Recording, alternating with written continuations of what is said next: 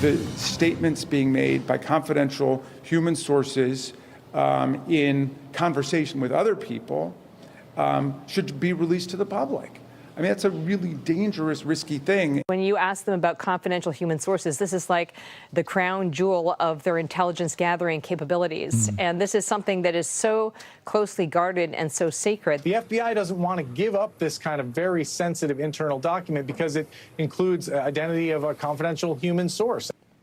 Democrats and the fake news agree. Confidential human sources must be kept confidential. The FBI doesn't care about that anymore. They did until one of their confidential human sources came out with information against Joe Biden. They indicted the guy. Look at him on a perp walk. Alexander Smirnov. You had something bad to say about the Bidens? We arrested the guy. They arrested the guy. I can't believe it. All their concerns about confidential human sources and how important they are. They outed this guy. They paid him money. They worked with him for decades. He said something they didn't like about the Bidens. They busted him. False information. He gave us false information. First of all, confidential human source, CHS. It is, we were told, a very big deal. A big deal. You can't talk about this stuff. Remember last summer, Republicans, hey, we heard about this Form 1023, where a confidential human source, we didn't care about the guy's name. We just wanted to hear what he had to say about a $5 million bribe for Hunter, a $5 million bribe for Joe Biden. That's kind of newsworthy, don't you think? Well, let's now talk about what Chuck Grassley, the senator from Iowa, did just a few minutes ago. He released a redacted FBI informant document related to Hunter Biden's business dealings that some Republicans claim could implicate President Biden. This is a document that we've really been waiting to see for a while here now, the long-fabled 1023 form that Grassley has long pointed to as a potential smoking gun implicating then Vice President Joe Biden in the dealings with Burisma and his son Hunter. Implicate? Potentially? It sure did. $5 million for Hunter, $5 million for Joe, and it made sense. It really did. You remember this last summer? We reported on the confidential human source in the Form 1023. Here were two highlights. It gets a little bit technical, but it's important. The confidential human source asked this guy, Zlochevsky, a big shot in Ukraine, whether he was concerned about Burisma's involvement with the Bidens.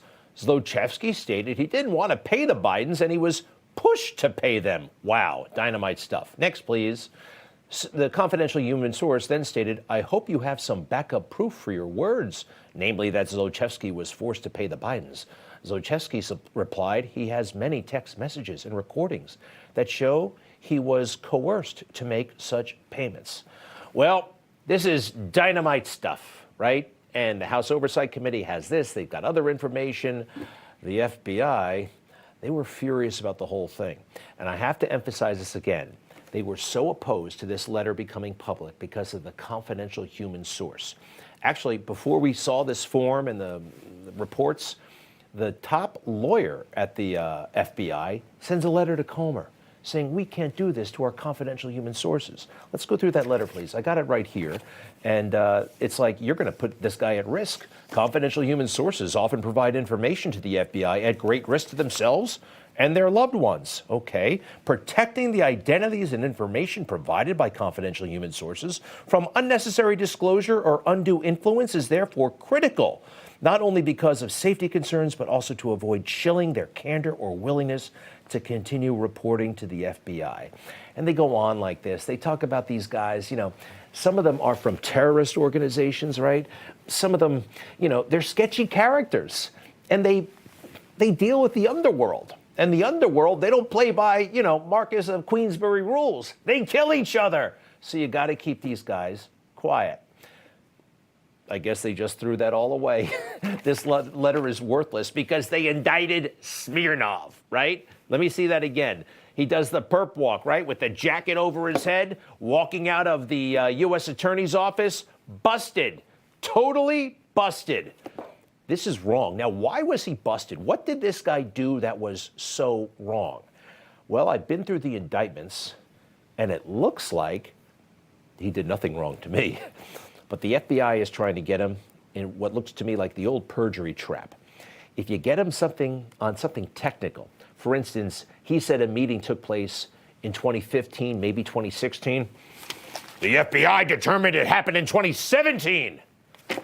I don't remember. I mean, 2015, 2016, 2018, it all blends together for most normal people, but not at the FBI. Let's go through this indictment of their previously highly valued confidential human source, who they want in jail right now.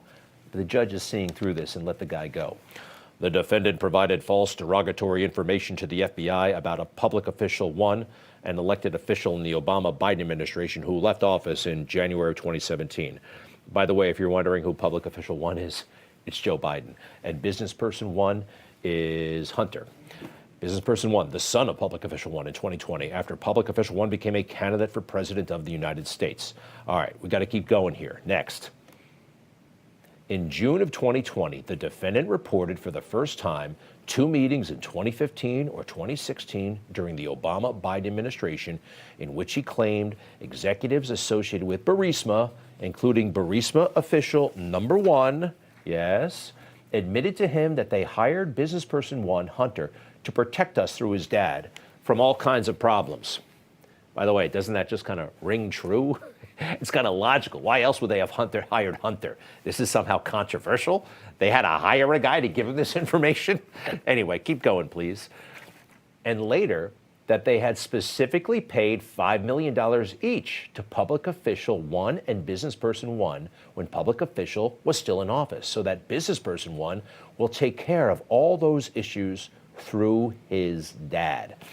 How about that? This is important, right? But now they come up with, this is fraudulent, this is not true. Why is it not true? Take a look.